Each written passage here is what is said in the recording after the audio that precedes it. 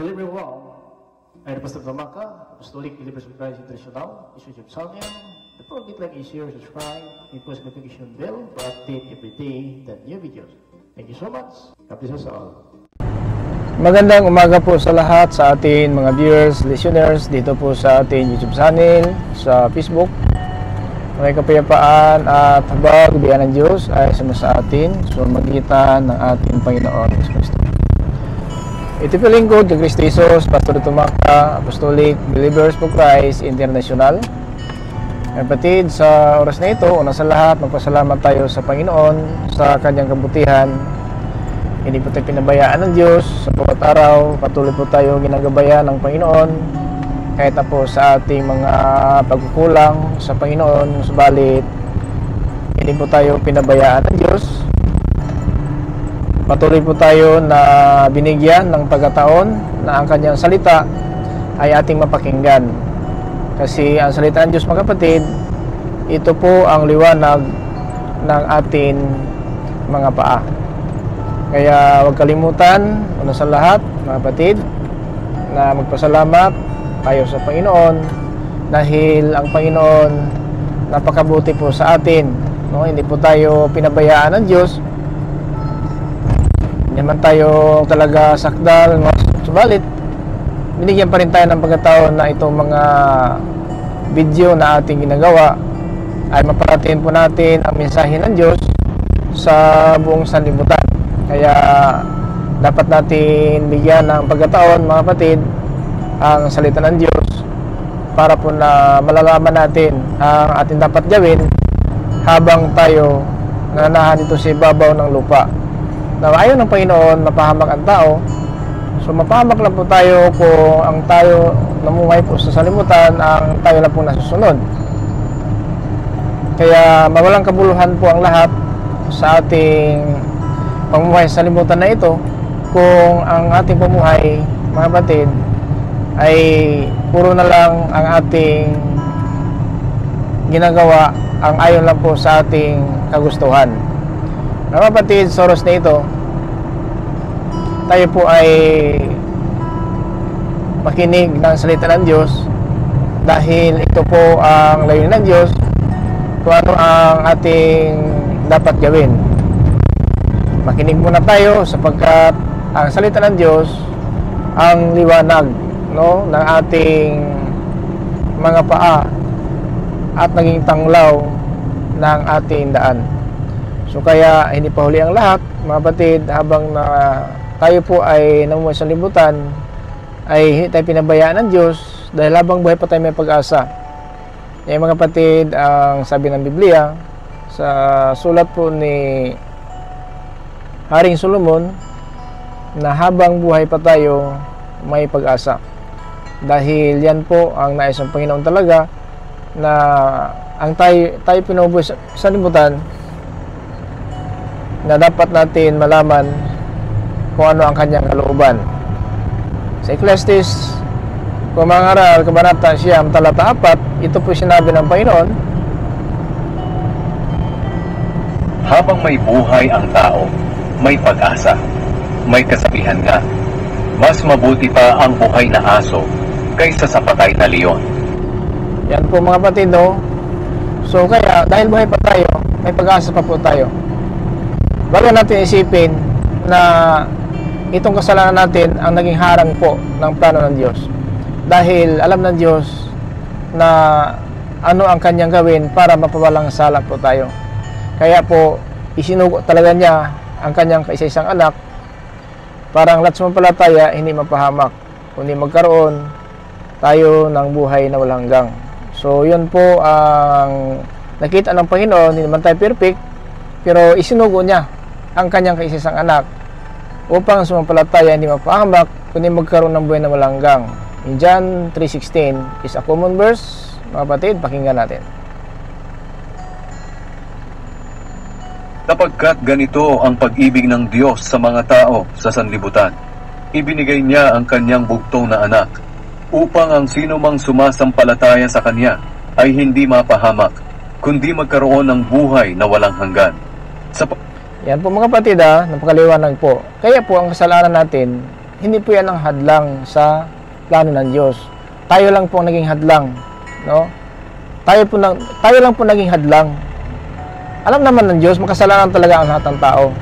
Walang matuwid, no? Sa paningin ng Diyos, lahat talaga, mga kapatid, ay nagkasala ang mga tao.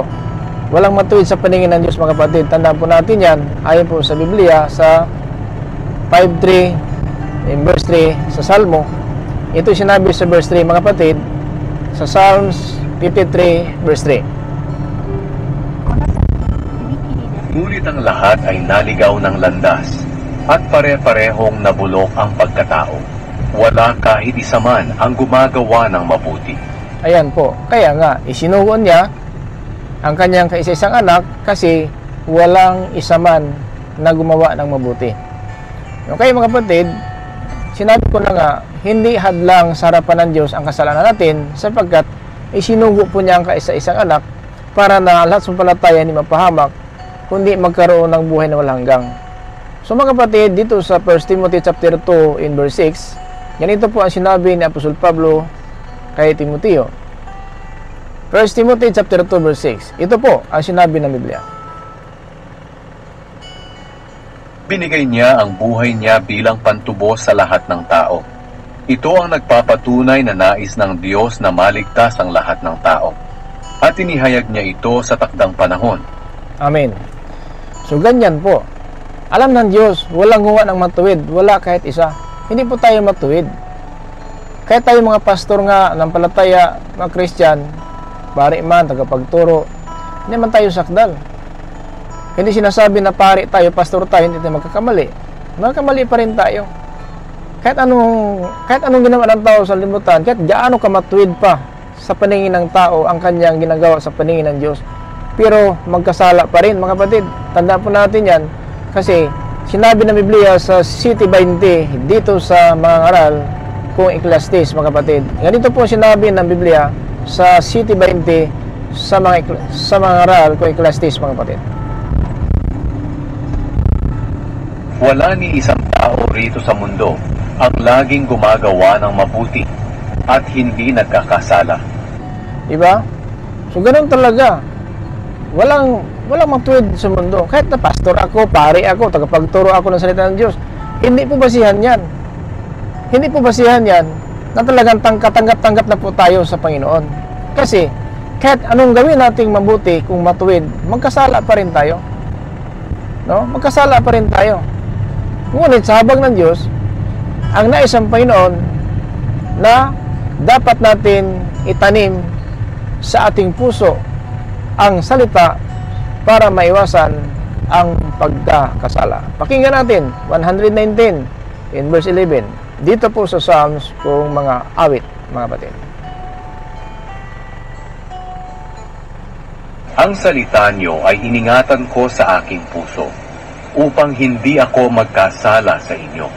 Ayan pala ang sekreto. Kaya bakit napahayag ang mensahe ng Diyos? May ng video, live streaming, punta ka sa Facebook, may salita ng Diyos, punta ka sa YouTube, may salita ng Diyos, pagsakay mo ng bus, may salita ang Diyos, pagsakay mo ng train, may salita ang Diyos, pagsakay mo ng eroplano, may salita ang Diyos, pagsakay mo ng barko, may salita ang Diyos, punta ka sa palengkehan, may salita ang Diyos, maglakad ka sa daan, may salita ang Diyos, magsakay ka sa sakyan, may salita ang Diyos, kahit saan ka, may salita ang Diyos.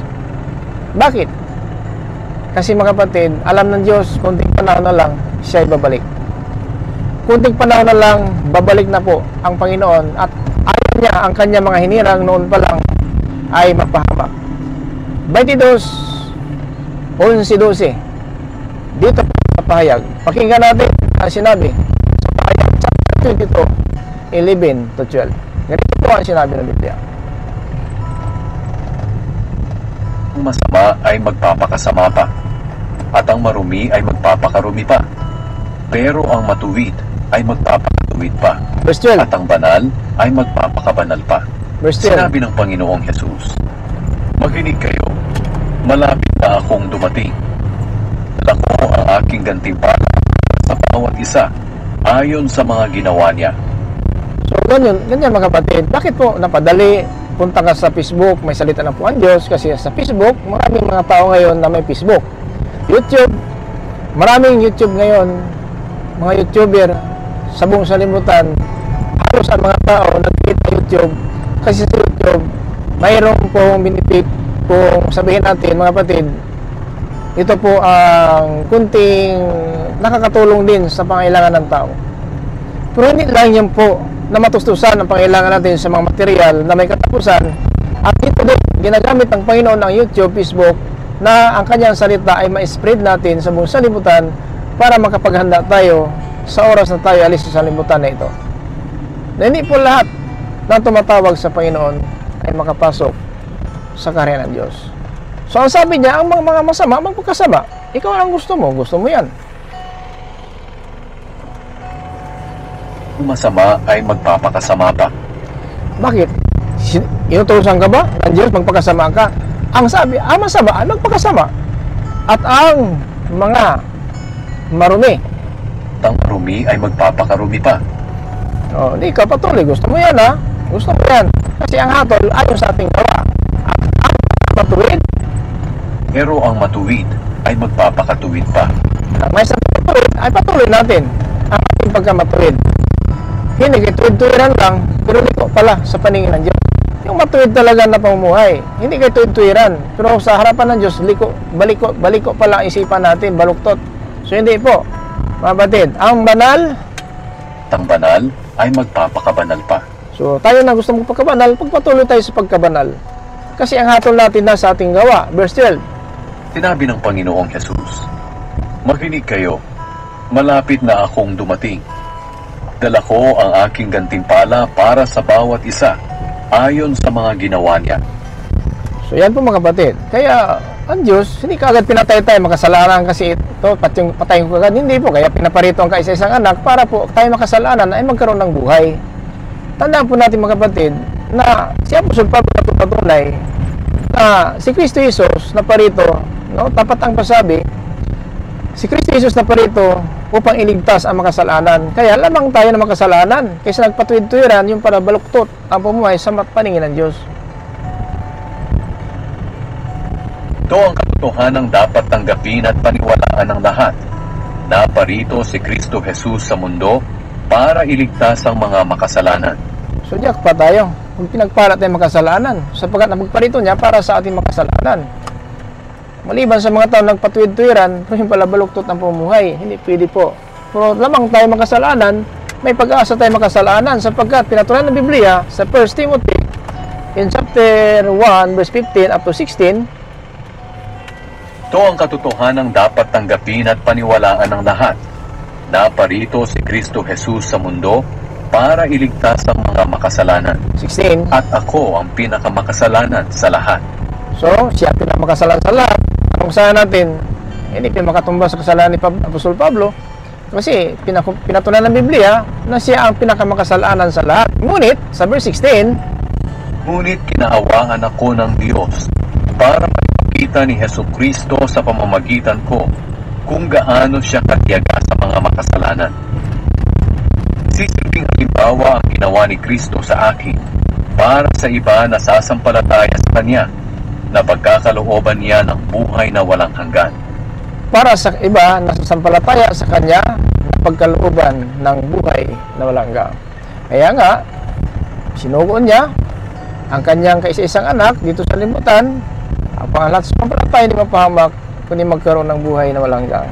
So yung mga kapatid, ang pag-asa natin mga makasalanan. Huwag natin hadlangan ang plano ng Diyos sa ating nagawang kasalanan sapagkat tinubos na tayo. So, siya po ang pantubos, mga kapatid. Ayon sa Biblia, siya pong pantubos sa 2:6 sa 1 Timothy. Mga kapatid, siya ang pantubos. Napakaliwanag po. Bigay ng kanyang buhay. Binigay niya ang buhay niya bilang pantubos sa lahat ng tao. Ito ang nagpapatunay na nais ng Diyos na maligtas ang lahat ng tao. At inihayag niya ito sa takdang panahon. Babalik naman siya at kukunin po tayo at kung saan siya, nandun din tayo. So kaya, huwag mong hayaan kapatid na dahil po sa iyong kasalanan, sa ating kasalanan na makalimutan mo lang kung gaano kalaki ang habag ng Diyos sa atin. Mahal tayo ng Diyos. Dahil sa pagmahal ng Diyos sa atin, isinugo talaga niya ang isang anak.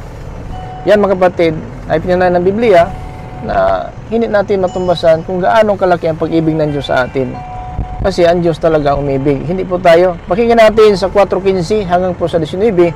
Dito po mga kapatid sa verse John in chapter 4 in verse 15 up to 19. Ito mga kapatid ang sinabi ng Biblia. Gawin mo ang mga tungkuling ito at lubos mong italaga ang sarili mo sa mga ito. Excuse po hindi pala nag-change. Excuse me po hindi nag-change po.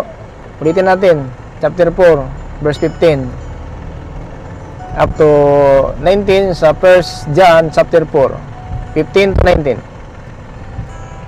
Kung sino mang kumikilala na si Jesus ay anak ng Diyos, ang Diyos ay nasa kanya, at siya naman ay nasa Diyos. Kaya nakilala na natin at pinaniwalaan ang pag-ibig ng Diyos sa atin. Nakita na po natin, pinaniwalaan natin ang pag-ibig ng Diyos sa atin. Tuloy. Ang Diyos ay pag-ibig. At ang nabubuhay ng may pag-ibig ay nananatili sa Diyos at nananatili rin sa Kanya ang Diyos. Kapag namuhay tayo may pag-ibig, natili siya sa Diyos at ang Diyos natili sa atin. Tuloy. 17. Sa ganitong paraan ay naging ganap ang pag-ibig sa atin. Kaya panatag tayo sa pagdating ng araw ng paghuhukom. Dahil ang pamumuhay natin dito sa mundo ay tulad ng kay Kristo. Walang anumang takot sa pag-ibig. Pinapawi ng ganap na pag-ibig ang anumang takot. Kung natatakot man ang isang tao, ito'y dahil sa takot na maparusahan. At ipinapakita lang nito na hindi pa lubos na natupad sa kanya ang pag-ibig. Umiibig tayo sa Diyos dahil siya ang unang umibig sa atin. Okay? Iniibig natin ang Diyos dahil siya ang unang umibig sa atin. Ang katanungan, mahal mo talaga ang Diyos? Talaga ba? Yun talaga ang ating pamumuhay. Mahal natin ang Diyos. Dahil kung sabihin natin mahal natin ang Diyos, dapat patunayan po natin yan na hindi po tayo maging sinungaling. Sapagkat alam po ng Diyos kung sino umibig sa Kanya. At kung sabihin natin mahal natin ang Diyos, dapat alam din natin ano ang basihan, ano ang i-prove natin sa mata ng tao, sa mata ng Diyos, mahal natin ang Diyos. Kasi yun po ang malaking utos, yan ang pinakamalaking utos sa una. Ang ibigin ang Diyos, mga kapatid. Ibigin ang Diyos. Yun po ang pinakamalaki sa unang utos. Ibigin natin ang Diyos. Mateo 22:37. Pakinggan natin kung ano talaga ang pinakadakila, kung napaka-unang utos sa lahat ng utos ng Panginoon sa atin. 22:37 to 38 dito po sa Mateo. Sumagot si Jesus, mahalin mo ang Panginoon mong Diyos ng buong puso, ng buong kaluluwa, at ng buong pag-iisip. Ito ang pinakamahalagang utos sa lahat. Di ba? Ito ang pinakamahalagang utos sa lahat. Ang unang utos, ibigin mo, igalang mo yung ama't ina. Ito ay nakakalugod sa paningin ng Diyos. May dalang pangako na pahabayan ang buhay natin sa lupa. Ito ang unang utos. Pero mas mahalaga, may mahalaga pa dyan, na ang Diyos pala ang pinakamahalaga. Ibigin natin ang Diyos buong puso, buong kaluluwa, buong pag-iisip. Ito ang pinakadakila. This is the first great commandments of God. So mga kapatid, sa buhay natin, tanong lang ng Panginoon, talaga ba namuhay tayo sa pag-ibig? Dahil kung namuhay tayo sa pag-ibig, nasa atin ang Diyos at tayo po ay nasa Diyos. Kaya mga kapatid, habang buhay tayo, tinuturuan lang po tayo, baka naligaw tayo sa sanlibutan. Dahil ang pag-ibig na sinabi ng Diyos, puot na minsan ang laman ng puso ng tao. So ayun ang Diyos, ganoon na lamang pamuhay natin. Kaya dahil sa pagmamahal ng Diyos, pinagsabihan tayo mga kapatid. Ayun ang Diyos, masayang lang ang buhay natin. Tinuturuan tayo. At totoo ba na namuhay tayo sa pag-ibig? Kasi kung namuhay tayo sa pag-ibig, ganito po ang totoo na umiibig sa Panginoon. Yan mga kapatid, maliwanag po na ang nais magpatunay na mahal niya ang Diyos, mahal natin ang Diyos. So dapat patunayan natin ayon po sa Biblia, hindi po sa ating bibig lang, sa ating sarili na sabihin natin salita. Dapat ang Diyos ang magsalita kung sino po ang totoo na umibig sa Kanya. Balikan natin, no? Isa John 14:21 up to 23, kapatid. Sino mang tumatanggap at sumusunod sa mga utos ko ang siyang nagmamahal sa akin. At ang nagmamahal sa akin ay mamahalin din ng aking Ama. Mamahalin ko rin siya at ipapakilala ko ang aking sarili sa kanya. Yan po mga kapatid. Now, sa 23, sinabi dito, Tumagot si Jesus, ang nagmamahal sa akin ay susunod sa aking salita. Mamahalin siya ng aking Ama at mananahan kami sa kanya. yan po mga kapatid.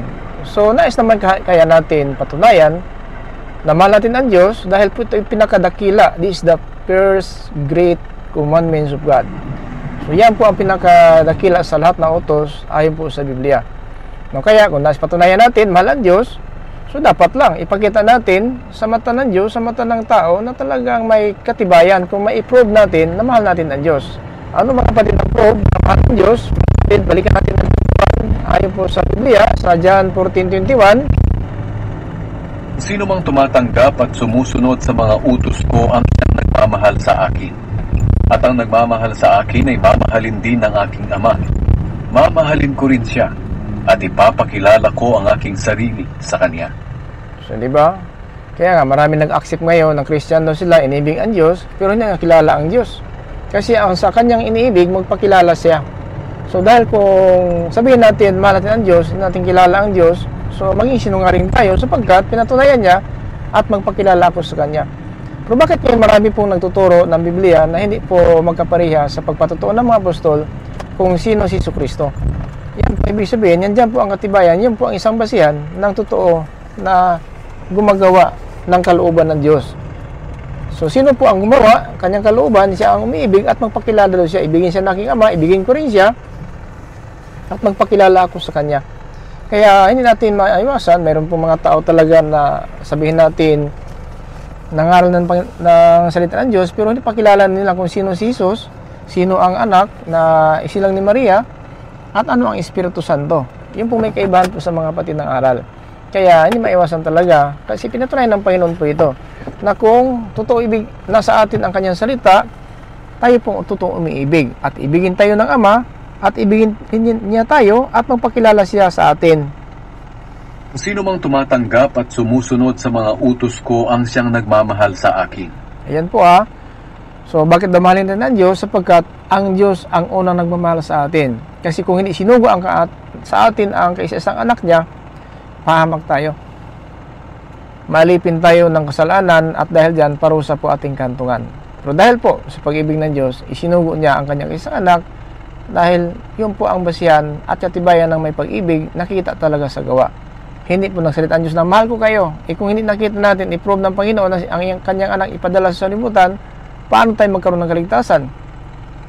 So hindi tayo magkaroon ng kaligtasan sapagkat sa pangalan po ng ating Kristo mga kapatid, yan po nagpapatawad na ating kasalanan. At yun po pinatunayan ng Biblia mga kapatid na ang kanyang pangalan, sumitan ng bautismo, nagpapatawad po mga kapatid sa ating pangalan. Sa kanyang pangalan, sa ating mga kasalanan. So kaya dito po tayo nagkaroon ng pag-asa. Kaya kahit anong naranasan po natin mga pagsubok, kapigatian sa buhay, so natili pa rin tayo mga kapatid ng pag-asa nito. At dahil dyan, buhay ang pag-asa natin at talaga natili po tayo sa ating mga paglilingkod sa Panginoon dahil nais patunayan ng Diyos na talagang totoo tayo po ang umiibig sa Diyos dahil pinatunayan natin sa pagsunod ng kanyang mga utos. No? Yan po ibig sabihin mga kapatid. Sino mang tumatanggap at sumusunod sa mga utos ko ang siyang nagmamahal sa akin. At ang nagmamahal sa akin ay mamahalin din ng aking Ama. Mamahalin ko rin siya at ipapakilala ko ang aking sarili sa kanya. So, ilan nagmamahal sa atin? Ang Ama at ang Anak ang umibig sa atin. At magpakilala siya kung sino talaga ating Panginoon Kristo. Kaya marami pong nangaral ng Biblia na hindi magkapareha po ang pagpaunawa sa Biblia na minsan po ang pagpapahayag tungkol kay Jesus may kaibahan sa mga apostol. Kaya nga sinabi sa Pablo na may nangaral ng ibang Jesus na hindi tulad ng Jesus na pinapangaral namin. Diba? So bakit ganon? Dahil po may basihan po, may prove natin kung totoo ba talaga na sa kanilang Espiritu ng Diyos, totoo ba talaga na tayo umibig sa Diyos. Kasi ang Biblia na magpatunay, tandaan po natin na ang salita ng Diyos talaga ay nagtuturo sa atin kung ano ang dapat na pamuhay, yun ang ating ipakita sa Panginoon na totoong mahal natin ang Diyos. Upakilala po siya. Kaya marami nangarap po ng ibang Hesus. Hesus pa rin, pero ang mga tao na ito ay hindi magkapareha ang pangunawa ng mga apostol. Kasi Hesus pa rin. Ibig sabihin, may nangaral kay Hesus na iba po sa Hesus na pinapangalanan sa Pablo. Isa lang Hesus. Pero bakit sinabing ibang Hesus? Kasi ang totoong Hesus, naging tao, anak ng Diyos, at ang ating Diyos Ama. Yun po ang ibig sabihin. Kaya pag ibang Hesus, hindi katulad ng mga apostol na si Hesus naging tao, anak ng Diyos, at ang ating Diyos Ama, na lumalang po lahat ng bagay. Ganyan po ibig sabihin. At ibang magandang balita. Magandang balita, friends, akala natin Biblia ang dinadala, parang nagdala ng magandang balita, pero nagpapahamak pala sa ating pananampalataya. Ingat lang tayo mga kapatid, tandaan po natin.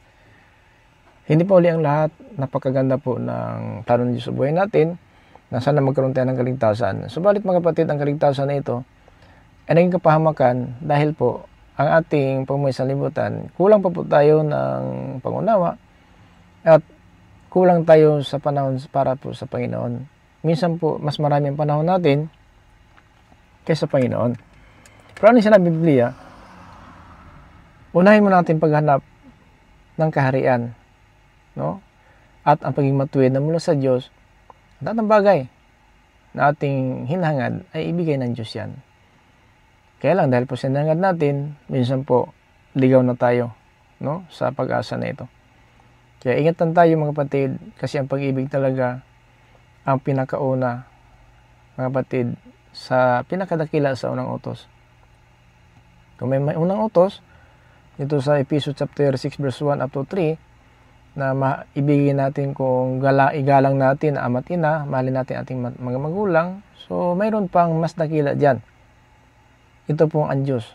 Ibigin ng buong puso, buong tapat, buong pag-iisip, at buong kaluluwa.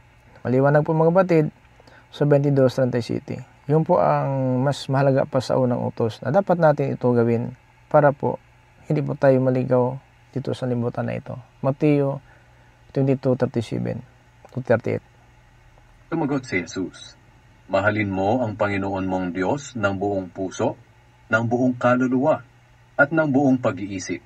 38. Ito ang pinakamahalagang utos sa lahat. Diba? Yan mga kapatid, ang pinaka dapat malaman natin. Ano pa ang pangalawang utos sa pinakadakila? Kasi may pangalawang utos sa pinakadakila. Ito po, mga kapatid, sa 39. Ang ikalawang pinakamahalagang utos ay katulad din ito. Mahalin mo ang iyong kapwa katulad ng pagmamahal mo sa iyong sarili.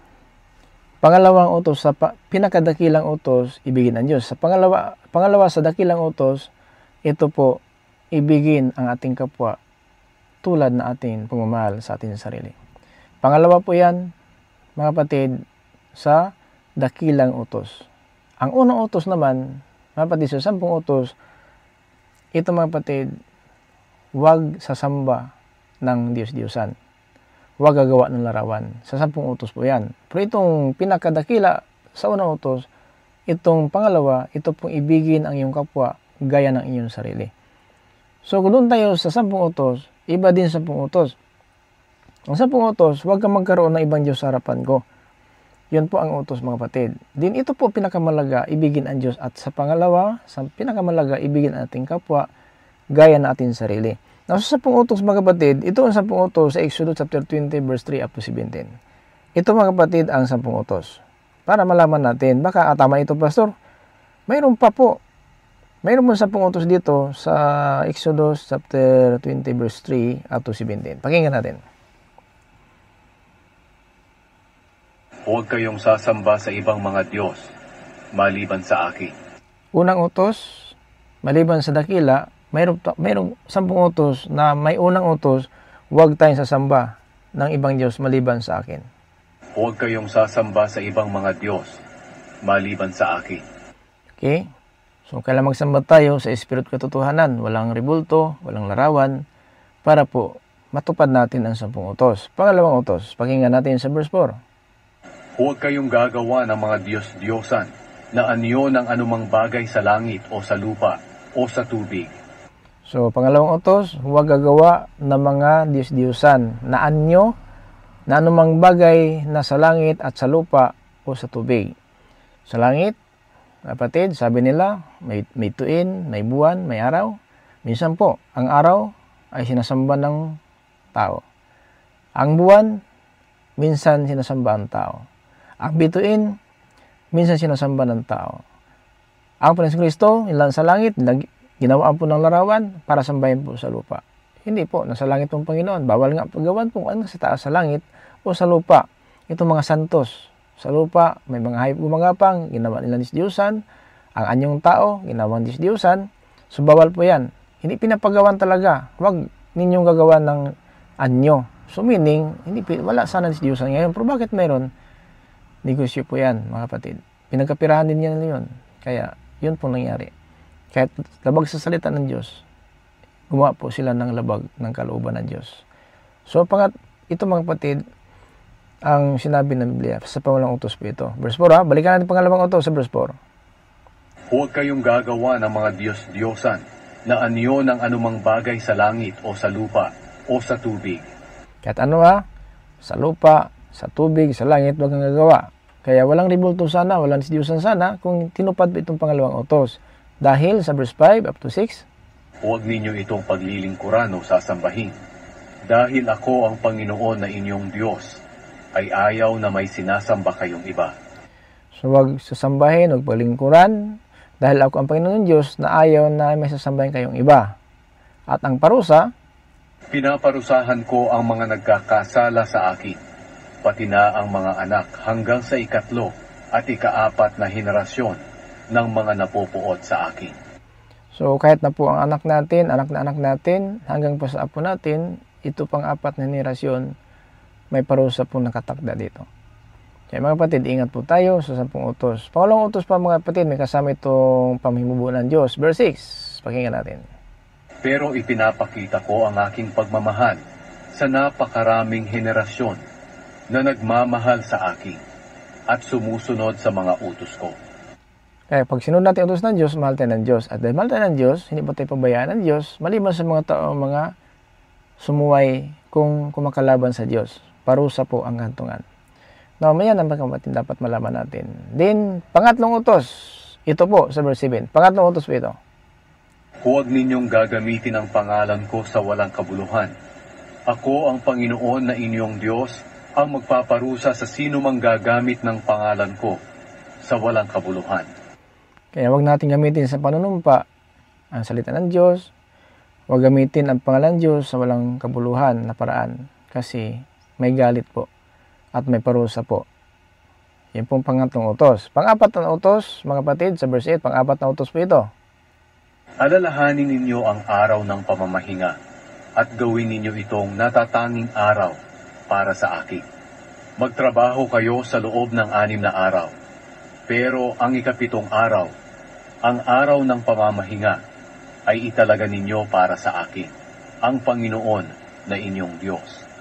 Huwag kayong magtatrabaho sa araw na iyon, pati ang inyong mga anak, mga alipin, mga hayop, o ang mga dayuhan na naninirahang kasama ninyo. 11. Dahil sa loob ng 6 na araw, nilikha ko ang langit, ang lupa, ang dagat, at ang lahat ng naririto. Pero nagpahinga ako sa 7 araw. Kaya pinagpala ko ang araw ng pamamahinga at ginawa itong natatanging araw para sa akin. Kaya ang linggo, pagsamba, hindi sa pagtrabaho. So mga kapatid pang-apat po na utos yan, huwag kalimutan ang araw ng pamahinga dahil po may parusa po ito. Nakalaan po sa araw ng paghukom, dadalhin po ito mga kapatid natin sa harapan ng Panginoon. Now, verse 12, pang-5 utos. Igalang ninyo ang inyong ama't ina para mabuhay kayo ng matagal sa lupaing ibinibigay ko sa inyo. Sa pang-5, igalang ang iyong ama't ina para mabuhay tayo ng matagal dito sa salimutan na ito na ibinigay po sa atin ng Panginoon.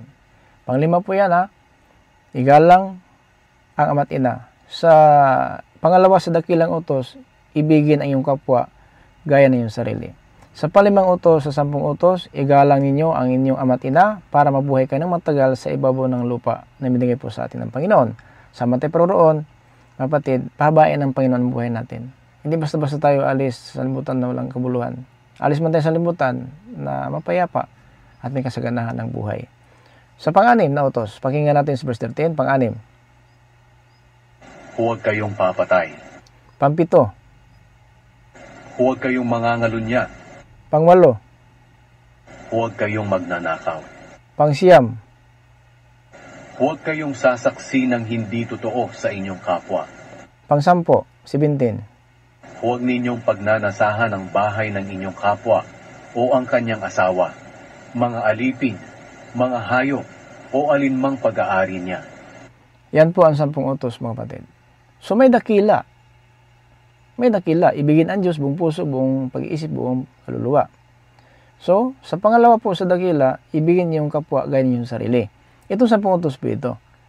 Now ngayon, mga kapatid, sa ating pumuhay natin sa libutan, malaba tayo ng labag dito.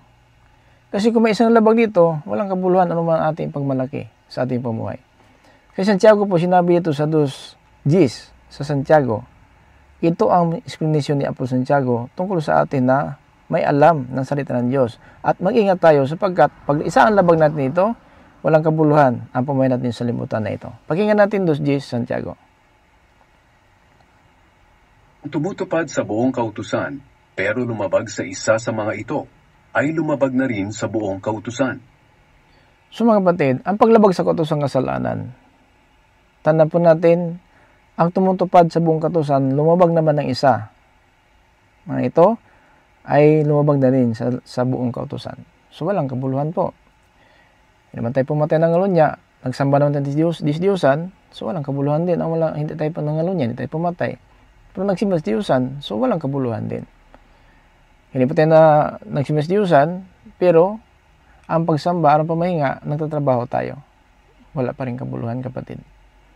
Walang kasiguruhan ang kaligtasan, inasahan po natin. Kaya tinuruan tayo ng Panginoon para po maiwas tayo sa darating na hatol ng hukom. Mga kapatid, hindi po tayo maparusahan. Mahal na mahal tayo ng Diyos. Huwag hayaan, kapatid, na ating pagkamakasalanan ay maging harang po sa plano ng Diyos sa buhay natin. Kasi ginawa na po ng Diyos ang narapat. Isinugod niya ang kanyang kaisa-isang anak. Para lahat sumampalataya, hindi mapahamak, kundi magkaroon ng buhay na walang hanggan. Mga kapatid, ang pagmamahal, ito po ang pinakadakila sa unang utos. Pagmamahal sa Panginoon. Magbago man ang pag-ibig natin, pero ang Diyos hindi magbabago ang kanyang pag-ibig sa atin. Bakit? Hanggang ngayon, kahit na po na suwail tayo, na iba na tayo sa landas ng Diyos, pero bakit? Hinahabol pa rin tayo. Ganyan po magmahal ang Diyos kaysa atin. Sa sanlibutan, mayroon nagsasabi inibig niya ang isang kapwa. Pero dumating ang panahon, mapuot po siya sa kanyang iniibig. Kahit mag-asawa na po sila. Pinagpatibay na po ng pari, pastor ang kanilang pagsasama. Pero may tendency pa rin maghiwalay sila kapag nawala ng pag-ibig. Tulad ng Diyos, na hinanap mo ang pag-ibig ng Sardis. Tandaan po natin sa Episo, na wala ang pag-ibig. Sa Sardis, unti-unti namatay ang panampalataya.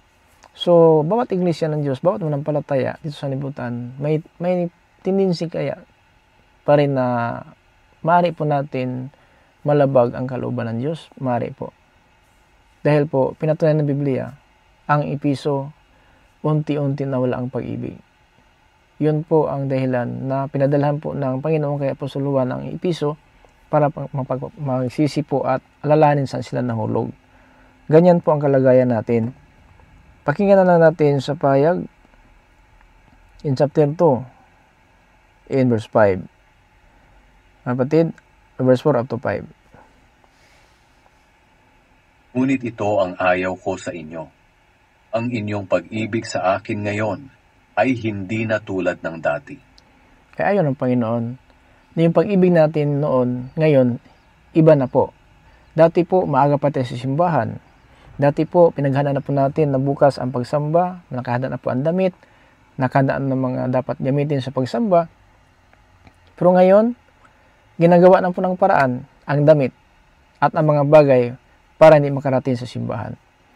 Noon, na masigasig pa tayo, na sa ating totoong pag-ibig sa Panginoon, Sabado pa lang, nakahanda na po ang mga bagay na dapat natin isuot sa pagsamba, pagpuri ng Panginoon sa araw ng linggo. Sabado pa lang, nakaredy na po ang mga bagay. Pero minsan din, dumating ang panahon na ang pag-ibig natin unti-unting nawala. Yung ating hinahanda sa Sabado pa lang, yun din naging hadlang kung dahilan na hindi tayo nakapagsamba. Wala akong damit, basta ang damit ko, wala akong tsinilas, wala akong sapatos. So marami pong mga, sabihin natin, rason.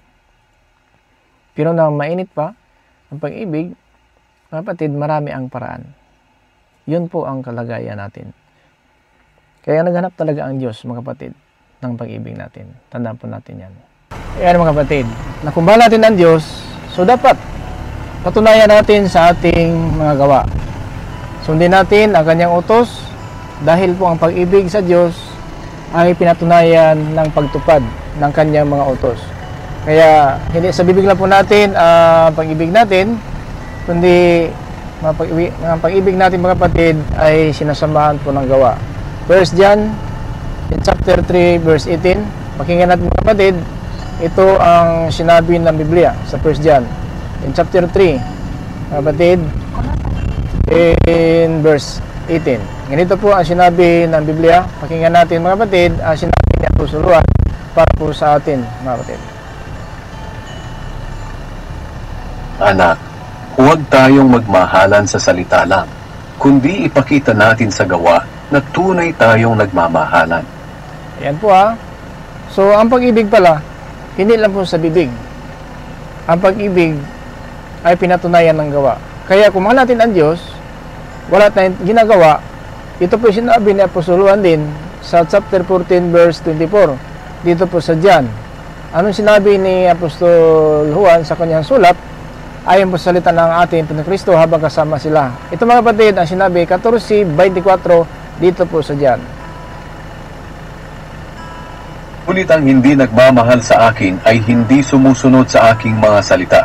At ang mga salitang narinig nyo ay hindi nanggaling sa akin, kundi sa amang nagsugo sa akin. Kaya malaki po ang pananagutan natin. Nag-angkin po tayo, mahal natin ang Diyos, at hindi naman natin tinutupad ang kanyang salita. Kaya, ang hindi sumusunod ng salita ng Diyos ay hindi umiibig sa akin. No? Pakinggan po natin mga kapatid ulit sa 14:24 dito po sa John. Ngunit ang hindi nagmamahal sa akin ay hindi sumusunod sa aking mga salita. So, hindi na po tayong mahal ko ang Diyos. Hindi po ba siya yung sa bibig natin?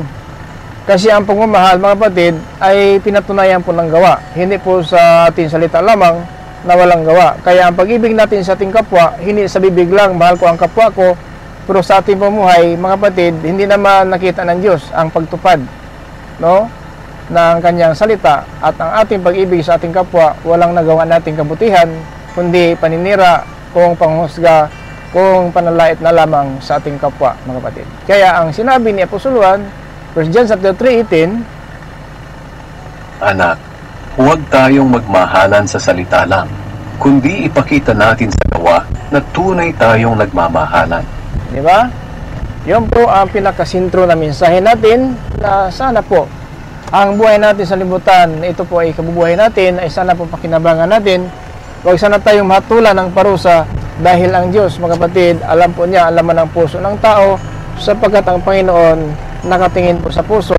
Kaya kung ginadaya natin sarili natin, mga kapatid, kapwa, ito mga kapatid, tandaan po natin, sa bibig lang po natin ay mapakinggan lang ang sabing pag-ibig, ngunit sa ating pamuhay ay napakalayo naman mga kapatid, no? Napakalayo naman, no, sa katotohanan. Na yun po ang sinabi po sa 1 Samuel in chapter 16 verse 7 na ang Panginoon nakatingin sa puso, wala po sa ating panglabas. Dahil sa bibig natin, maaaring madaya natin ang kapwa natin, pero ang Diyos hindi, sapagkat ang Diyos sa puso nakatingin. Pakinggan natin 1 Samuel chapter 16 verse 7. Pero sinabi ng Panginoon kay Samuel, huwag mong tingnan ang tangkad at ang kakisigan niya, dahil hindi siya ang pinili. Hindi ako tumitingin na gaya ng pagtingin ng tao. Ang tao ay tumitingin sa panlabas na kanyuan, ngunit ang tinitingnan ko ay ang puso. Kaya mga kapatid, no? Ngunit ang tinitingnan ko ang puso. Na tayo, madali madaya ng bibig ng tao. Mahal kita. Oh, sabi ng babae, mahal din kita. Pagdating ng isa dalawang anak, naghiwalay na po. Bakit? Kasi ang pag-ibig hindi po totoo. Hindi galing sa puso, hanggang po sa bibig. Pero ang pag-ibig totoo ay talaga manatili po yan. Alam mo ba yung tunay na sugat? Kahit mapagaling yan, kung makikita mo pa rin yung piklat. Kasi totoong sugat yan. Kaya, ang pag-ibig na sa bibig, mawala po yan. Pero ang pag-ibig na mula sa puso, alam po ng Diyos yan, na yun pala ang pag-ibig na totoo. Kasi sinabi ko na nga, kapag totoo po ang isang sugat, kahit na kung siya po ay napagaling na, nandiyan pa rin ang piklat. So, sa pag-ibig totoo, kahit wala na po ang asawa mo, ang bana mo, kung kapatid mo, mag-anak mo, kahit wala na po sila, pero mahal mo pa rin. Dahil bilang kamag-anak at kapwa natin, mga kapatid, dito sa sanlibutan, ang pag-ibig talaga ang mahalaga, mga kapatid. Maraming salamat po sa mga viewers natin, listeners, dito po sa YouTube channel, sa Facebook. Maraming kapayapaan ng Diyos ay sa atin lahat, sumagitan ng ating Panis Kristo. Ito po yung lingkod kay Kristi Jesus, Patutuaka, Apostolic, Believers for Christ International. And to us, grace, mercy, in peace. Be with us, by Jesus Christ. Amen. Amen.